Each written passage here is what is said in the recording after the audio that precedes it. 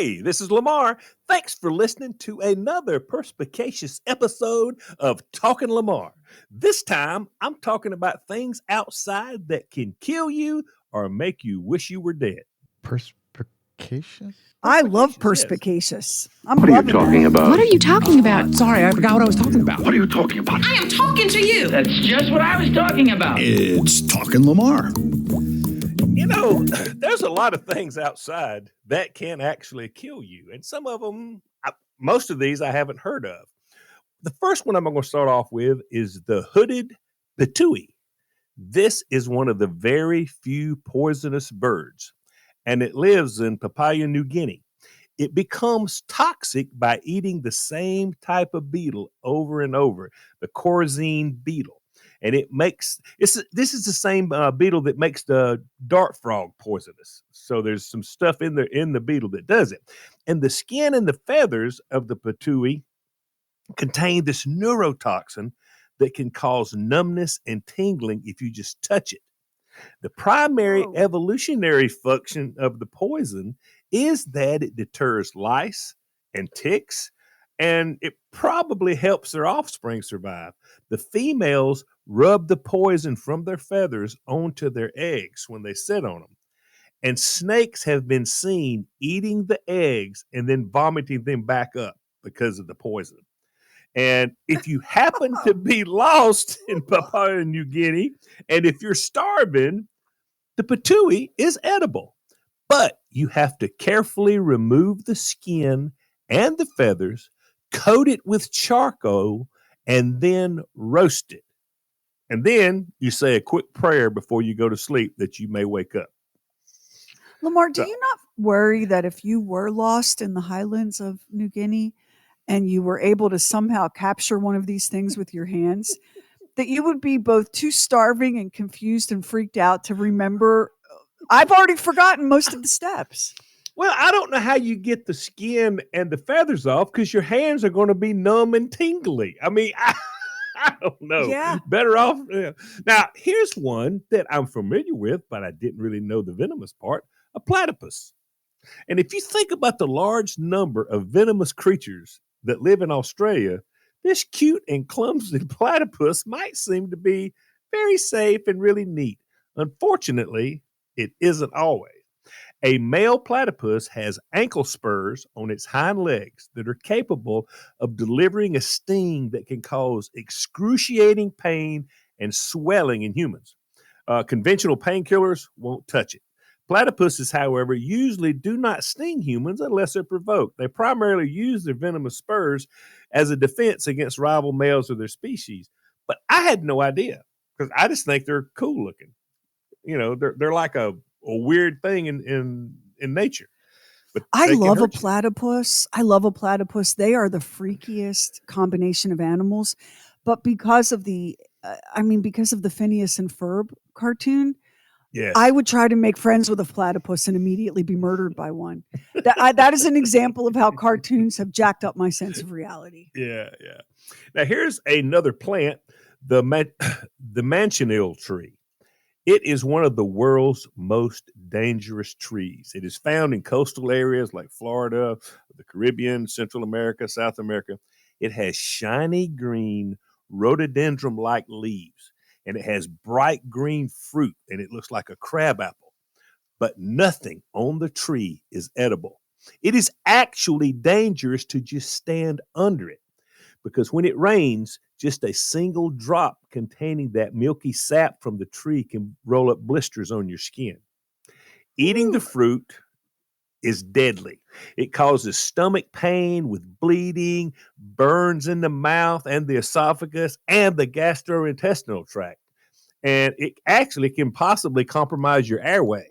Now, I got to be honest. If I put something in my mouth that burns, and it's not barbecue sauce or bourbon, I don't think it'll make it. That ain't going to make it to my esophagus, my stomach, or my airway. I just spit it out. But that's just me.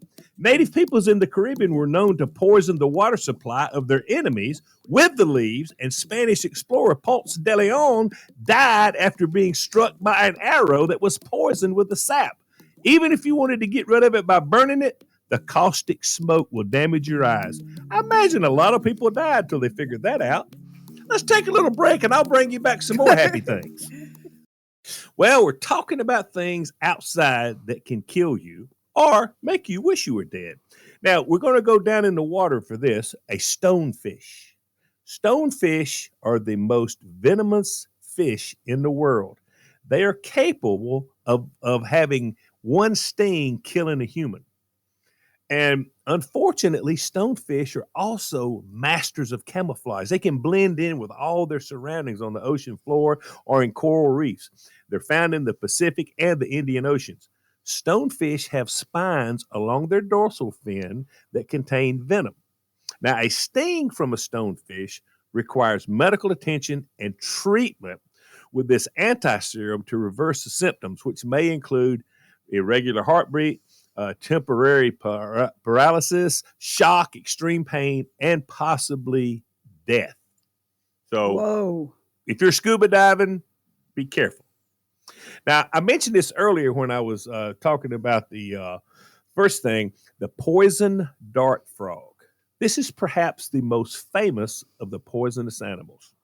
There's 170 different species, and they're all got these bright colors. But the golden poison frog is the most lethal. In fact, it's the most poisonous vertebrate there is. The poison in one frog's skin can kill 10,000 mice, 10 to 20 adult humans, or 2 African bull elephants from one frog. You know, I'm starting to feel better about being under house arrest right now. Their poison, the poison is called bacracatoxin. It's hard to pronounce. It prevents nerve cells from firing, so it locks up an animal's muscles, and then it leads to heart failure. There is no known treatment for the poison. The toxin comes from what they eat, particularly that infamous Corazine beetle. So they're cute, but they're deadly. The toxins do not deteriorate, so the frogs can store it in their skin for years. The vibrant colors of the poison dart frogs is nature's warning sign for possible predators. Never thought about this. Because it's such a vibrant color, the predators know better. They see that and they recognize it and they stay away from it. And poison dart frogs are considered to be one of the most intelligent frogs. In captivity, they can recognize their human handlers within a few weeks. They're very social with one another. They communicate not just in sound, but in movement and touching one another. And they're very dedicated parents for their tadpoles. Listen, this would make great pets. They'd kill you, but they can make a great pet. So, Well, maybe they wouldn't. now, here is everybody's heard of this. Still in the water, box jellyfish. These gelatinous sea creatures are called sea wasps. They are among the most feared animals in the ocean. You might have a better chance of escaping a shark attack than surviving a swim through a box jellyfish's tentacles. Even jellyfish that have washed... Because the poison. Listen, even if the jellyfish is washed up on the beach, it can still release the venomous stingers from their tentacles. The venom is so toxic that it is reputed to be the most venomous creature in the entire world. Within 5 minutes of being stung, humans typically experience extreme pain, shortness of breath, and cardiac arrest. Researchers are working on an antidote to block the effects of a box jellyfish sting, and maybe it could be effective, but it would have to be applied to the skin within 15 minutes of the sting. And they still haven't perfected it yet, but you're only going to have 15 minutes. So I had no idea how bad that was. Yeah. That just totally tripped me out. I knew they were bad. I didn't realize they were kill you bad.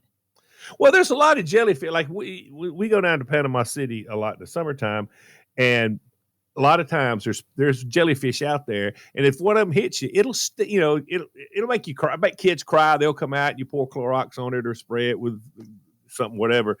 But that's just a sting. But this right here is a whole different situation, completely different situation. Now, Wow. if you're familiar with saltwater aquariums and stuff, pufferfish. I had a pufferfish when I had a saltwater aquarium, and the pufferfish is sort of like a case study in making yourself unappetizing. It isn't a very fast swimmer, so it can't get out of trouble by swimming away.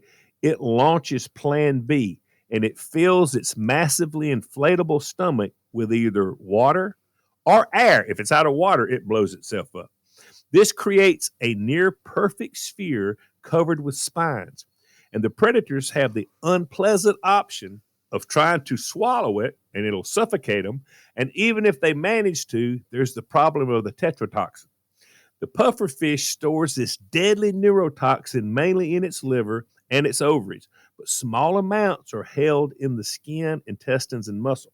This leads to the question, why on earth do people in Japan regularly prepare and serve pufferfish as a delicacy? I just can't imagine that. I can't. Maybe it's the challenge, they say, but puffer soup, known as in Japanese as fugu shiri, is the most common culprit of the poisoning. Raw puffer or sashimi fugu is less likely to cause death. It's often eaten because it causes intoxication, lightheadedness, and numbness of the lips. Liquor will do that too, so I don't even know why you're fooling with this. Since pufferfish, they're just behind the dart frogs on the toxicity scale. A pufferfish is 100 times more toxic than cyanide. Can you imagine that? And yet people see, I don't understand. I've heard of people eating, the pufferfish sushi, and that you have to basically do it in Japan with a true sushi master and all. And he's got to know what he's doing. Yeah. To me, it can't possibly be delicious enough to roll the dice like that. What do you think? Let me say this. If I won't eat ranch dressing, which I won't, I'm not trying this. Okay. I'm not even. Brother. I'm not doing it. I'm just not doing it. Now, here's one I've heard about. And I actually saw a YouTube video of a guy purposely getting stung by this. The bullet ant.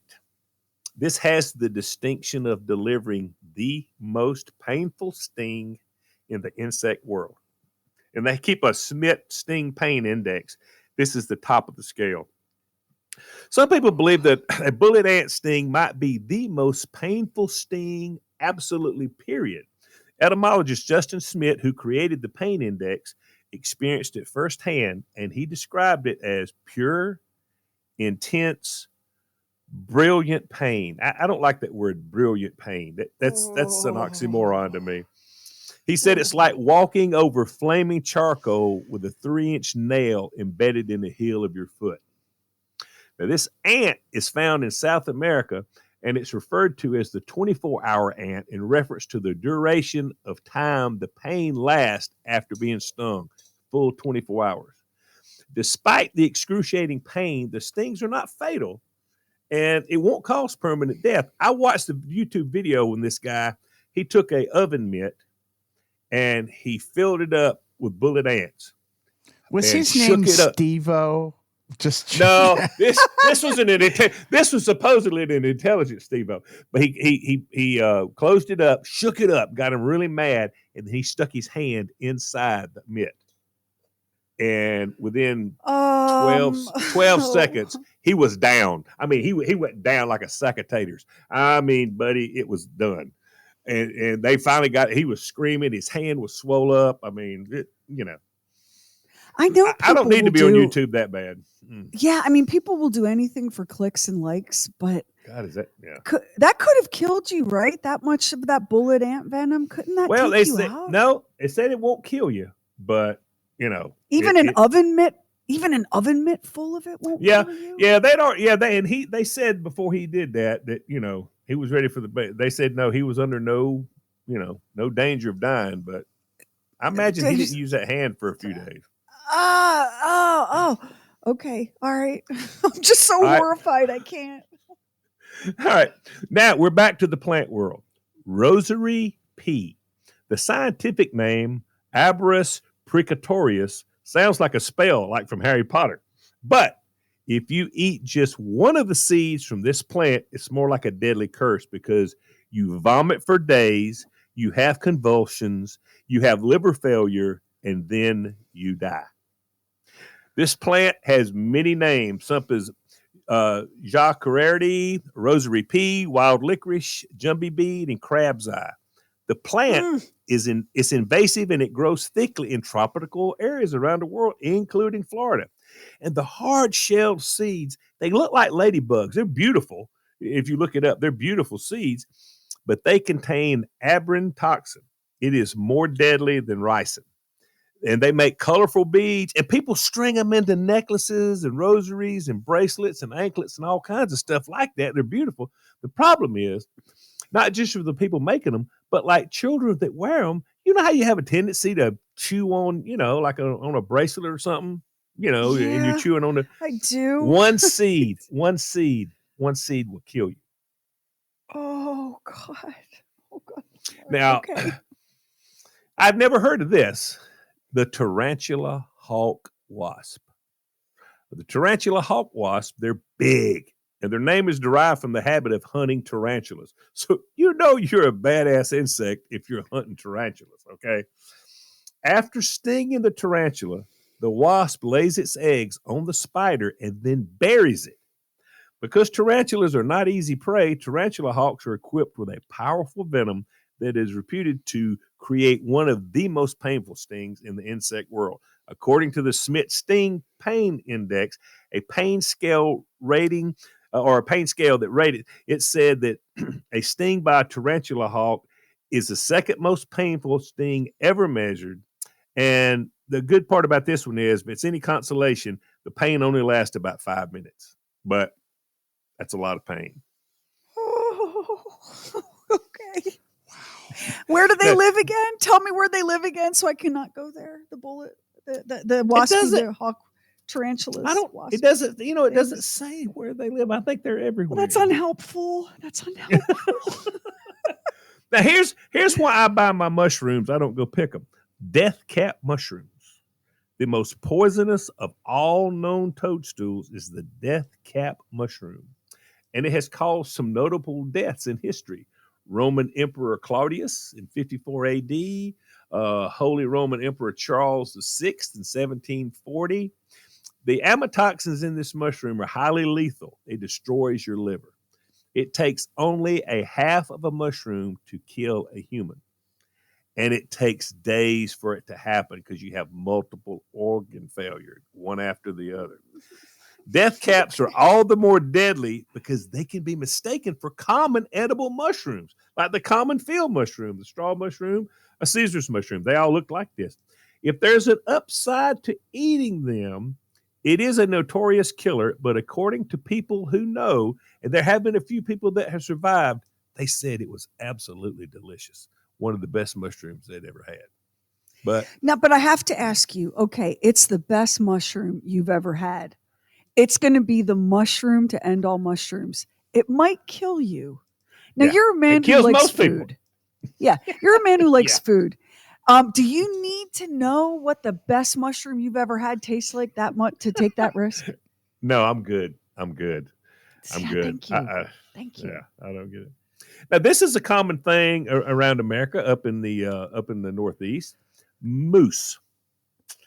They look so cool. They look so goofy. They got that goofy grin going on. Moose are the most dangerous regularly encountered animals in the world. They prefer to leave humans alone, but if you disturb one or if they feel threatened, they respond by charging with aggression. They attack more people annually than bears do. And they are especially aggressive when defending a calf or during the rutting season from late summer to the early fall. The number of people killed by moose attacks generally is only 1 or 2 per year. However, vehicle collisions with moose are more likely to kill you than if you hit a deer because they're so much bigger and heavier than a deer. I mean, Oh yeah. And Moose are very dangerous. Very, they're very huge. dangerous. You don't know. I don't think I ever really realized how big a moose is. We went. Where'd we go? Up in Maine somewhere, and they had a life-size moose statue, and I was like, "Oh my gosh!" I mean, they are huge. I've only seen a moose one time in the wild, and I can hardly tell you the awe that I was in. It was twilight. It was in Wyoming. It was heading toward twilight, but it was still bright. And the moose stepped into the road and was silhouetted. And she was massive with these little long, skinny legs. She towered over the truck. It was insane to me how big this animal was. And especially, as an American child who my closest relationship with a moose was like, Bullwinkle. I just wasn't ready for this at all. See, that's the problem. Like you say, cartoons, they give us a completely skewed idea of what animals really are, Now, here's another plant, the gimpy plant. It's usually found in Australia and Indonesia in the rainforest, and it's known to be so potent that its sting it feels like being electrocuted and being set on fire at exactly the same time. Now, if that doesn't sound bad enough, it apparently induces so much pain, it causes people to commit suicide to try to get away from the pain.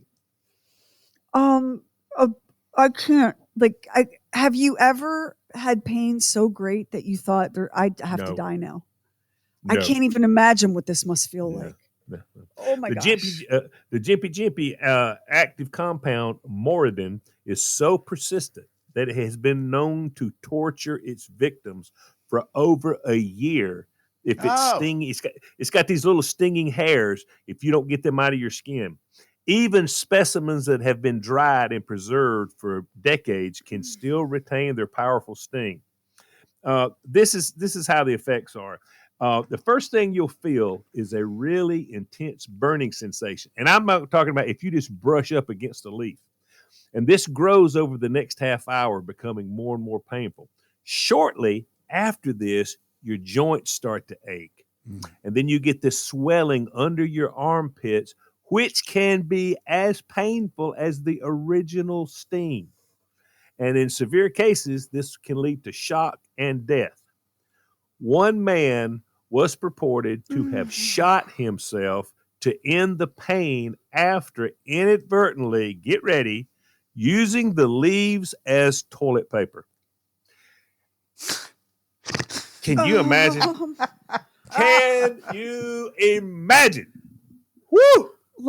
Lamar, you can't see me, but I am curled into a very small ball and rocking back and forth. I'm so horrified by this. Listen. If you inhale one of the floating hairs, it'll cause sneezing, rashes, and your nose will start bleeding. And you look at it, it looks just like the picture of it, you wouldn't think anything about it if you're walking through the rainforest. I mean, it's just crazy. I mean, I just can't even imagine. Now, we're going back in the ocean. The blue-ringed octopus. It's very small. The blue-ringed octopus, it's probably like the size of your hand, but it's one of the world's most venomous animals. It can kill an adult human in just minutes. It lives in the tidal regions ranging from Australia to Japan, over in that direction.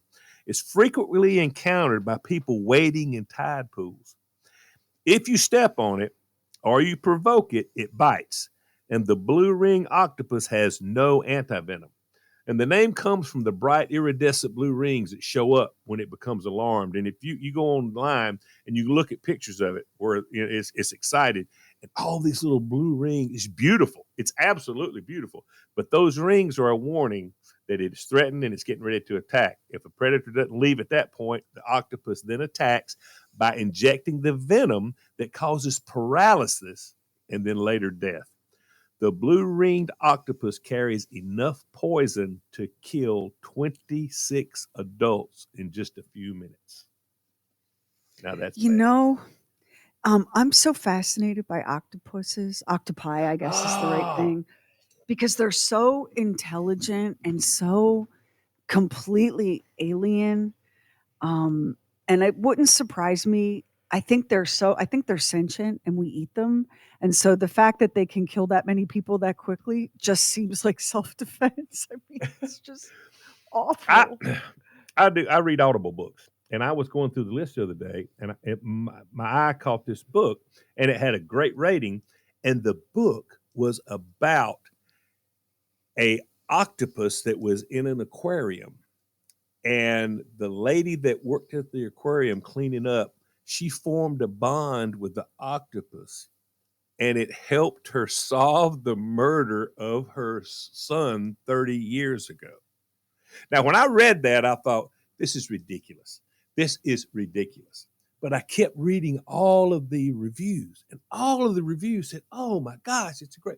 I thought, well, and with Audible, if you get a book and you read an hour into it, you don't like it, you just call them and they take it off your bill. I mean, they guarantee if you don't like it, you don't have to pay for it. I couldn't stop listening to the book. I mean, it So doesn't make any sense, but it was very, very good. Oh, wow. So I definitely don't want you to like ruin it for everybody else, but can you tell us any more without ruining it for everybody Well, I mean, else? the book is told from like you hear what the octopus is thinking. You know what I'm saying? So you're getting his perspective, the octopus's perspective on what all's going on. And there's 3 or 4 little storylines going on, and they all come together. And I have to say, I liked it. I mean, I really, it's the craziest premise for a book I think I've ever thought about. But it was very, because I'm like you. I think octopuses are just, after seeing the Netflix special uh, about the octopus. My I mean, octopus Oh, teacher. my octopus my teacher. octopus Yeah, my teacher. octopus teacher. Um, this that you're telling me, the octopus solved the murder, is this a novel or is this based on a true story? No, that's a novel. It's a novel. Oh, But because I'm it like, was, my God, I mean, let's get an octopus to find out who shot Kennedy. I mean, come on, let's go. If you're that good. Yeah. My All right. mind was spinning like, how did this happen? How did this work?